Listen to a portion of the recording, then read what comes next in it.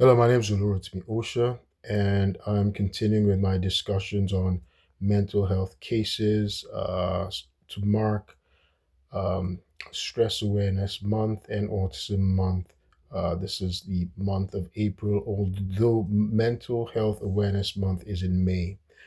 Uh, Earlier, I did videos explaining landmark cases. The first one I did was O'Connor versus Donaldson, which pretty much said that even if somebody's mentally ill, but if they're not dangerous, if they're non dangerous and they're not receiving treatment, then they cannot be committed, confined against their will. It can't be, it is unconstitutional to confine them against their will.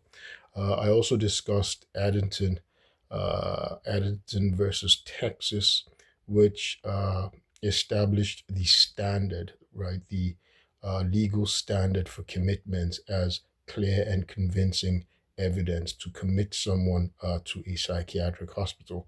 I also discussed um, the case of Jackson versus Indiana, which says if someone's been found incompetent to stand trial, uh, it is unconstitutional to indefinitely confine them solely because they've been found incompetent to stand trial.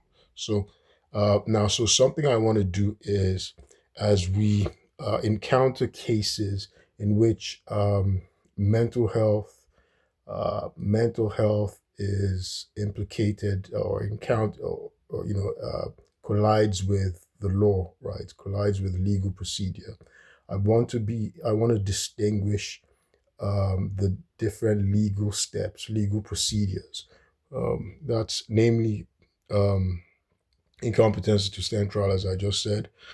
That's different from a civil commitment, and that's different from a it's different from an emergency evaluation petition. All these things, they happen within a hospital setting. And again, remember, I've talked about how mental health, public safety, and these things also implicate public safety, right? Mental health, public safety, welfare, these are within the uh, purview of the state. So they're part of the exercise of state power as defined by the 10th Amendment. The 10th Amendment again says that those powers that have not been delegated to the United States, that's the federal government, uh, by the Constitution or prohibited to the states, powers not prohibited to the states by that same Constitution are reserved to the states, respectively, or to the people. And one of such powers is deals with health, right? Public health, public safety, and welfare, right? So that's why the states they have their respective laws and statutes with regard to dealing with confinement of people due to a mental illness, right? But they still have to follow federal guidelines because constitutional rights are implicated, especially the 14th Amendment, which deals with equal protection of the law and due process of law, right? You can't take away somebody's a liberty, their life or their property. In this case, they're not taking away anybody's life, right, or property, but their liberty, right? So their liberty is still implicated. And so, um, and also, as we saw in the case of Jackson versus Indiana, if someone is confined for an indefinite period, it can constitute cruel and unusual punishment. If they're confined for an indefinite period because of an IST, a permanent IST, and their charges are not dropped, it can constitute a violation of the Eighth Amendment, constitutes cruel and unusual punishment if they've not been convicted or tried for a crime. So right now, I'm just going to quickly give the three distinctions, very rough. I'll start with an EAP, emergency evaluation petition, right? So an emergency evaluation petition is very temporary, right? It's sometimes given ex parte, right? If you're accused of anything in America, if there's a court proceeding, you're entitled to notice, you're entitled to a hearing. A hearing gives you the right to dispute, that uh, gives you a right to dispute the attempt to take away your freedom or to confine you, and then you're entitled to an impartial judge, right? An impartial tribunal. However, when there's an ex parte, when there's an emergency evaluation petition, just because of the nature, it's saying there's an imminent threat. The person who is being petitioned, the evaluee, is there's a claim that that person is a public safety, an immediate public safety risk. So, for instance, maybe they're about to kill themselves or they're about to kill someone. So that's a standard. They have to be either uh, immediately imminent, right? It's imminent, it's immediate. That's why it's an emergency, right? So it takes away some of your rights, right? Later on, if you find out that something went wrong, the person still has a chance, an opportunity to be able to file a lawsuit. So it's an extreme situation because it infringes on the right of the evaluee, the person who's been evaluated. And the people who can file this petition, typically family members, right? So they're doing it in faith because they can't, you can't, somebody who's taken up the cudgels against you cannot file an emergency evaluation petition against you. They can't be self-interested. They can't have a financial interest in you in that they're doing it maliciously. Can't be done in maliciously, can't be done in bad faith. It has to be in good faith. And there's a penalty. That person filing that petition, right, they're doing it under penalty of perjury. So if it's found out, if it's discovered that they did it maliciously, then they will be criminally prosecuted. It is a felony, right, to file an emergency evaluation petition uh, based on perjury and in bad faith. It is a felony, right? So they can go to prison for it, right? Um, so so it's done in good faith. So it can be family, it can be your neighbors, right? In the state of Maryland, and it will vary. It varies based on the state. In the state of Maryland, your neighbors can file it, but most neighbors won't want to risk it, right?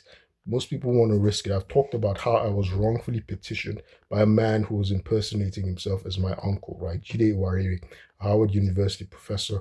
Maybe he has dementia. Maybe he's delusional, clearly a liar, right? So he filed an emergency evaluation petition. So a neighbor wouldn't risk it, right? Uh, people. Um, so neighbors, people who know you, your friends, people close to you, right? People who are very close to you and realize that okay, you're not, maybe people who know, for instance, if you have a mental illness, people who would know that, well, you have a mental illness because it's meant to be in good faith, right? It's public safety, it's a public safety issue. So it'll be people who know you well and who would know if you have a mental illness because there are two requirements to also file an emergency evaluation petition, depending on the state. In the states of Maryland, the petitioner believes, okay, it's belief that they use, but they may have a false belief that the person, the evaluee, has a mental disorder, has a mental illness. That's one. And then the second thing is that they're dangerous. They pose an immediate risk, immediate public safety risk. For instance, they're about to kill themselves or they're about to kill somebody. And because by the way, the person who comes to pick them, even though it's not an arrest warrant, right? It's not an arrest warrant. It's not a criminal instance, but they're saying because of a mental illness, it's an emergency. Because people who really suffer mental illness, psychosis, or whatever, they don't know what they're doing, right? They don't know what they're doing. They could be suicidal. People who want to, for instance, somebody who wants to jump. They're about to. They say, hey, they write a note and say they want to go and on a live themselves. That's a new phrase. I don't know why people talk that way these days. So they write a note that this is what's going to happen. So they haven't committed a crime, and so an officer can do it. An officer can initiate. A police officer can initiate an emergency evaluation petition as well. What they're doing is they're going to pick that person up to take them to the hospital. It's a hospital they're taking them to, and it's temporary, right? So that's where it differs from a civil commitment. It's temporary, typically doesn't exceed 72 hours, right? If it exceeds 72 hours, that petition lapses. So unfortunately, the officer would typically handcuff them. So they would handcuff them like they're criminals, right?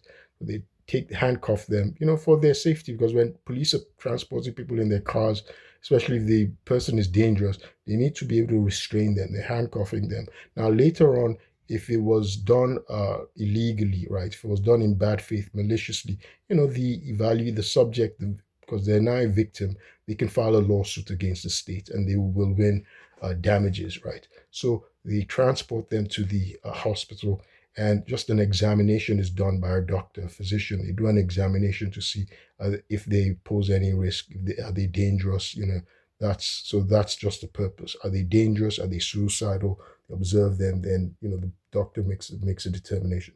So that's an emergency evaluation petition. Again, it's a civil matter. It's a civil suit. So that's an EAP. Now, for IST, incompetent to stand trial, that is different, right? So that arises after somebody uh, after somebody's been charged for a crime. They've been charged for a crime at court. So their court proceedings, and for some reason, the judge or even the lawyer might think, well, this person, they have questions regarding their competency. They don't understand their charges. They don't know what's going on.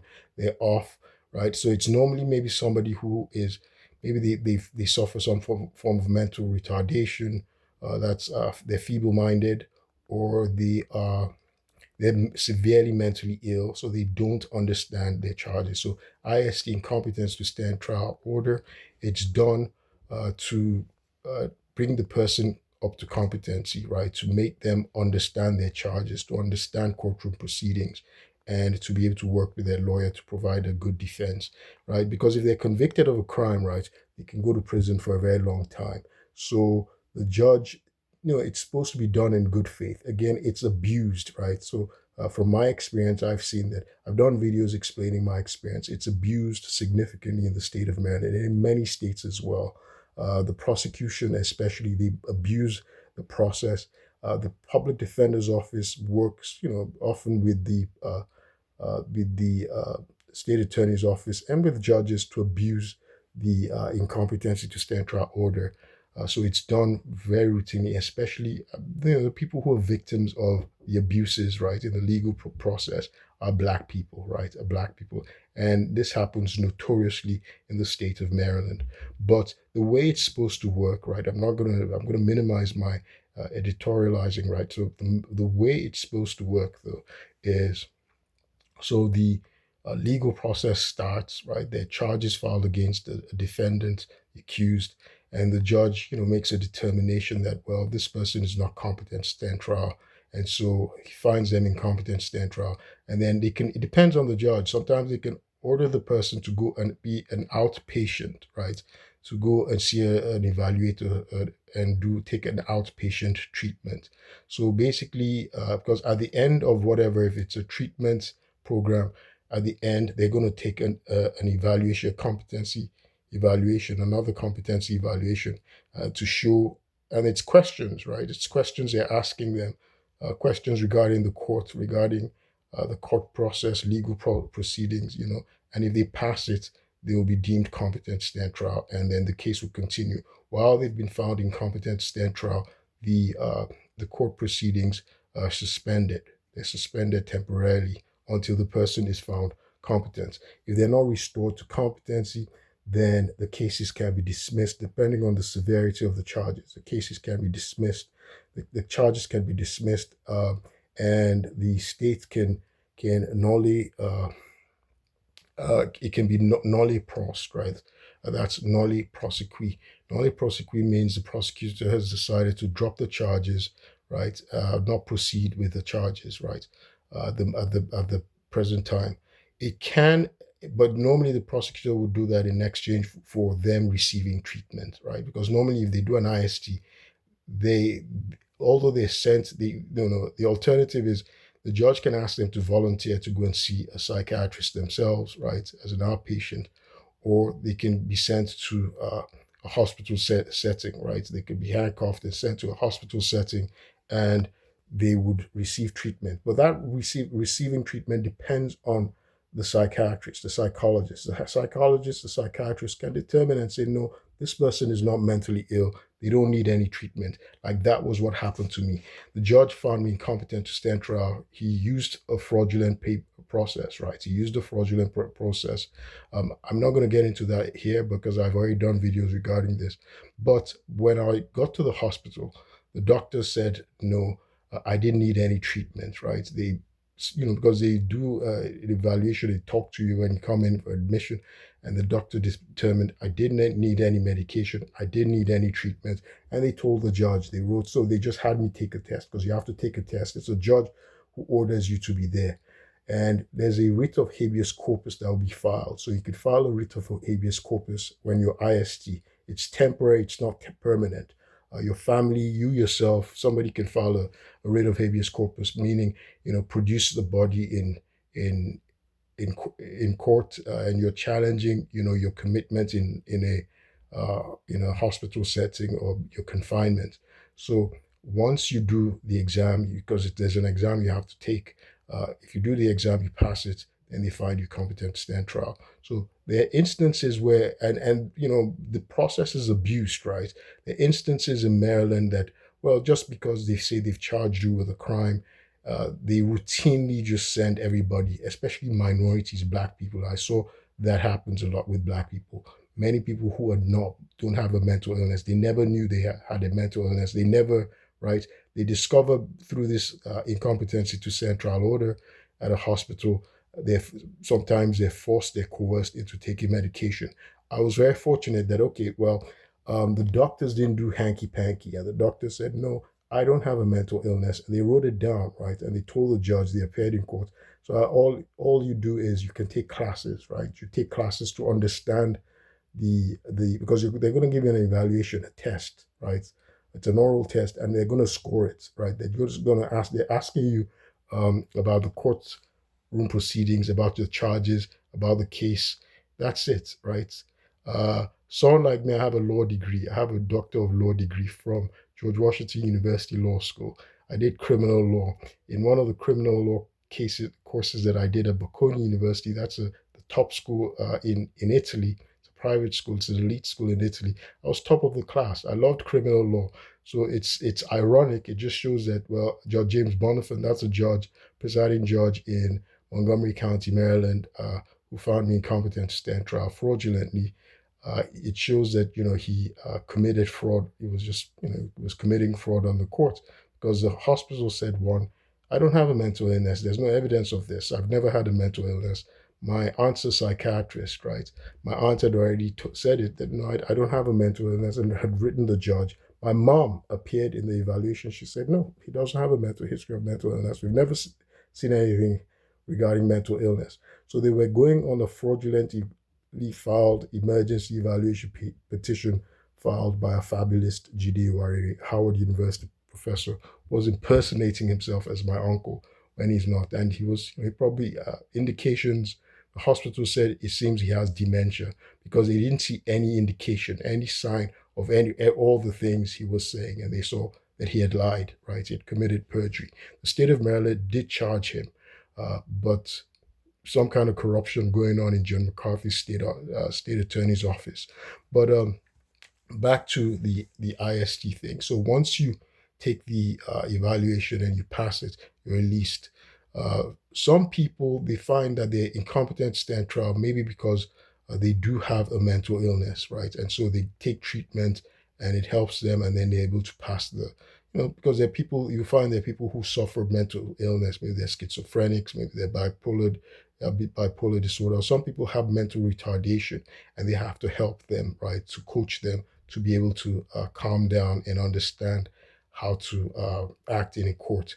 So the idea is it protects their Sixth Amendment rights, so that they can be able to have a fair trial, right? So they can understand their charges, right, in the Sixth Amendment, according to the Sixth Amendment, and they can help their attorney so they can defend them properly, right? They can provide a formidable, competent defense. So that's the ISD, incompetence to stand trial. It's temporary. It's not supposed to be permanent. Now, however, if the defendants cannot be restored, right? Again, like I said, it can be nolly prost, right? It can be nolly prost. That means charges can be dismissed, and in exchange, they'll just ask them to take treatment, right? Or the other thing is, if the state decides not to drop the charges, if the charges are severe, and they're deemed to be a danger, right? If they're deemed to be a danger a public safety risk, then the state can start a process of committing them civilly, right? So of doing a civil commitment. And that's where I'm discuss the last thing I'm going to discuss what a civil commitment is.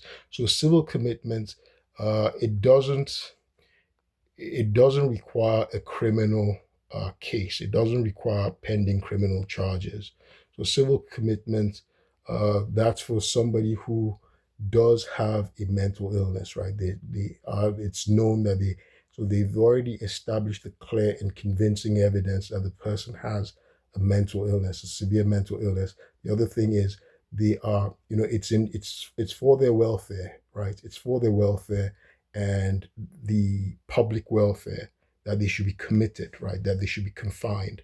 So that's very important. And then the other thing is that they have to be dangerous, like we learned um, from the O'Connor versus Donaldson case. It became established that they have to be dangerous, right? Because if somebody doesn't want to be confined to a mental health hospital, they can't be forced because it violates their constitutional rights, their 14th Amendment rights. But if they're deemed dangerous, if it's been ruled, if psychiatrists, you know, if doctors say they're dangerous, then they would have to be confined. But there's a process. They're still entitled to due process. So they would have to go through a court trial, right? A court trial to commit them civilly. They can have a jury. They'll have counsel present. They'll be able to present evidence, right? Testimony, evidence, to counter. So it's actually a legal process. It's a very long legal process to commit them because it's committing them long term, right? It's to commit them long term in a psychiatric facility to receive treatment. Now, if you're committed IST, um, they are not required to receive treatment, right? They don't have to receive any treatment. There's no requirement. They can refuse treatment. There's no requirement. The judge, they can't be forced to receive treatment. Only if they are there and they're fighting, they're dangerous, or they do something, right? And then at that point, the psychiatrists, right, they can petition the judge. They can request the judge. There's there's a legal process. They can request from a judge to actually order that they should receive treatment. There's a process to actually go through that. But if the psychiatrist is observing, so when they commit them IST, incompetent to stand trial, because of a criminal charge, um, what they're really doing is just observing, right? So it's a court order. That's why they're there. Because the judge will first give them an opportunity. They're not dangerous, right? The judge can give them an opportunity to go and see a psychiatrist on their own. Like I was given an opportunity to go and, as an outpatient, to just go on my own and see a psychiatrist and do an evaluation. And I refused. I said, because based on principle, because when they'd done fraud from the beginning, the whole process started from a false flag operation. That's something that's been staged, which was instigated by the Department of the Navy to discredit me, and they did it with Jide Wariri, right? Jide Wariri and Montgomery County Police and my building. So there's a way they did it, and I have evidence of this. I have evidence. All of this is documented. So it was a false flag operation in retaliation to a whistleblower complaint, complaints I had filed and petitions. And so from the beginning, there was fraud. The petition GDY wrote was fabricated. Everything he wrote was a fabrication, right? It was a lie. And he's recanted it, right? And so from the beginning, it was a violation of my constitutional rights. It was unethical. It impugns on the integrity of our legal system, right? That's not what our legal system is meant for. It's not what our military should be doing. They broke various laws, including the Posse Comitatus Act. There are several other acts that they violated. Impersonating an agent, an officer, using the military for a dishonorable purpose. So there was a violation. That's a false flag operation. I'm going to discuss what a false flag operation is in another video, so I don't take too much time on this. So, so for the incompetence to stand trial, it's temporary. Again, it's temporary, and there's no requirement that they that they receive treatment, right? They could just be observed, and the objective is for them to be restored to be competent to stand trial, because that's what they're there for, to be able to understand what their charges are, to be able to understand legal proceedings, and to be able to work with their lawyer. Because for the vast majority of lay Americans, right, they don't know what, who've never been to court, they don't know what the courtroom proceedings in, they don't know what goes on in the courtroom. They don't know how to defend themselves. They don't know anything about evidence. I know because I'm a lawyer, right? I'm trained in law. I got a law degree from one of the better law schools in America, right? George Washington University Law School. That's where I got my Doctor of Law degree. Um, it is also called a Juris Doctor. Juris Doctor is a Latin of Doctor of Law. Um, so so that's what IST is for. That's incompetence to stand trial, and just to restore the defendant, make them competent so they can proceed to trial. If they cannot be restored, then they go through a civil commitment process. If they're deemed dangerous, if it's clear and convincing that they do have a mental illness, but they have to go through a legal process. They have to go to trial for the civil commitment, and a lawyer defends them. They provide witnesses. They're medical experts, to be able to provide clear and convincing evidence that they should be committed civilly, right? So those are the differences, and I will continue with my discussion on the mental health case law. My name is Olurotimi Osha, and I will keep you posted. Thank you.